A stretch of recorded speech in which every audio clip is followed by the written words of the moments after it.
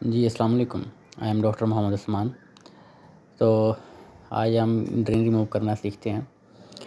तो drain remove कर रहे थे तो मैंने सोचा कि आपके साथ भी ये शेयर करता हूँ।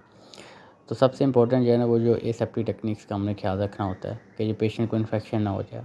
तो इसके लिए आपने बिल्कुल जो साफ़ सुथरी चीज़ें जो एसेप्टिक मेजरमेंट्स है वो लेनी होती हैं। आपने ग्लव्स पहनने हैं, आपने ब्लेड लेना है। ब्लेड्स के भी नंबर होते हैं, 11 नंबर ब्लेड होता है, 20 नंबर है, 22 नंबर है। ये मोस्टली हम 11 नंबर ब्लेड यूज़ करते हैं। ये आगे से पॉइंटेड होता है, शार्प होता है, जिसकी वजह से जो स्टिचेज़ हैं उसे रिमूव करना बहुत ज़्यादा ईज़ी हो जाता है। तो इससे अभी ये जो स्टिचेज़ को हम रिमूव कर रहे हैं, क्योंकि हर ड्रेन के जो बाहर वाली साइड पे हैं जो 1-2 स्टिचेज़ लगाए होते हैं, जिससे ये ड्रेन है ये होल्ड रहता है, ये बाहर निकलता नहीं है खुद। तो इस स्टिचेज़ को हम रिमूव करेंगे।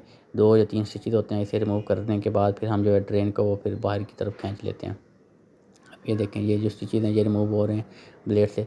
और ये ऐसे नहीं है कि बिल्कुल यकदम ही खींच लेना, बड़े आराम-आराम से इसे खींचना होता है, क्योंकि पेशेंट को पेन ना फ़ील हो। ये देखिए, ये वाला जो ड्रेन रिमूव हो रहा है, ये वाला यहाँ पे एक कह लें कि होल सा रह जाएगा, जगह खाली होती है ना जहाँ पे ड्रेन डाला होता है। तो इसलिए हमें जो एसेप्टिक मेजरमेंट्स हैं वो लेनी बहुत ज़्यादा ज़रूरी है।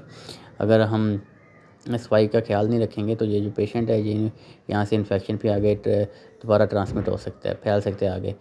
तो ये जो है सारे स्टिचेज़ को हम रिमूव कर देंगे यहाँ से। तो बिल्कुल ये जो पायोडीन गॉज़ है उसके साथ फिर इसकी सफाई करेंगे। तो ये देखें, ये अभी जो स्टिचेज़ हैं ये ऊपर रिमूव हो रहे हैं। बिल्कुल, ये देखें। आपके साथ जो ट्रॉली में कोई एक बंदा ज़रूर होना चाहिए साथ, जो आपको चीज़ें वहाँ से पकड़ाए। आपने खुद ही नहीं कि ये हाथ आप इधर लगा रहे हैं, ये हाथ आप ट्रॉली पे लगा रहे हैं। तो कोई साथ ज़रूर होना चाहिए, कोई स्टाफ का बंदा या कोई आपका अपना कलीग जो आपको ट्रॉली से चीज़ें उठा के दे, क्योंकि इससे स्टेरिलिटी जो है वो मेंटेन रहती है। तो वरना जो है ना आपके इन्फेक्शन आप ट्रांसमिट कर सकते हैं। इसके ऊपर जगह को साफ़ किया, उसके बाद फिर ये देखें, ये जो बैंडेज है ये हम लगा देते हैं। बैंडेज का ये फ़ायदा, ये ऊपर से कवर रहेगा, इन्फेक्शन जो है वो बैक्टीरियल इन्फेक्शन वो नहीं हो पाएगा।